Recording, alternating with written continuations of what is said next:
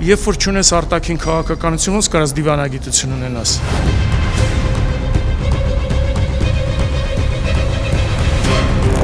Երևանի երկինքը նման տեսարանի ականատես չէր եղել։ 20 ռազմական օդանավ ԱՄՆ-ից թռչել են Հայաստան, Ադրբեջան, Վրաստան, ապահովելու ԱՄՆ փոխնախագահ J.D. Vance-ի անվտանգ վայրեջքը Երևանում։ Vance-ը Հայաստան է ժամանել ընտանիքի, կնոջ եւ երեխաների հետ։ Արդյոք սա ժեստ է ուղղված հայ հանրությանը, թե ցուցադրական վստահություն, որ այստեղ տարածաշրջանային այս բարդ խաչմերուկում Վաշինգտոնն իրեն զգում է ինչպես սեփական տանը։ Ինչ պաշտոնական Երևանը խոսում է ժողովրդավարական աջակցության մասին, հարցադրումներն ավելի կոշտ են։ Արդյոք Vance-ը բերում է անվտանգության երաշխիքներ, թե Վաշինգտոնը պարզապես լուծում է իր սեփական խնդիրները, Իրանի շուրջ օղակը սեղմելու եւ Սյունիքի հանքային հարստությանը տիրանալու համատեքստում։ Արձանագրել ենք, որ Հայաստանն ու ԱՄՆ-ն նպատակադրված են զարգացնել փոխշահավետ գործընկերությունը կարևորագույն հանածոների եւ հազվագյուտ հանքանյութերի արդյունահանման եւ մատակարարման շղթաների ապահովման ուղղությամբ։ Երևանն ու Բաքուն ստանում են խաղաղության մրցանակներ,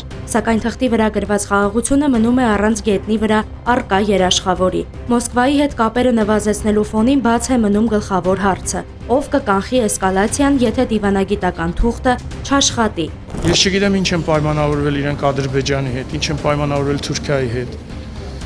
ինչ են պայմանավորվել այս կառավարության հետ։ Ինչ պաշտոնական Երևանը ոգևորված է թղթե խաղաղությամբ, իրական պատկերն այլ է։ Եթե երկիրը չունի սեփական կարմիր գծեր, ապա բարձրաստիճան այցերը վերածվում են ոչ թե աջակցության, այլ օտարի շահերի հաստատման, մեր հողի հաշվին։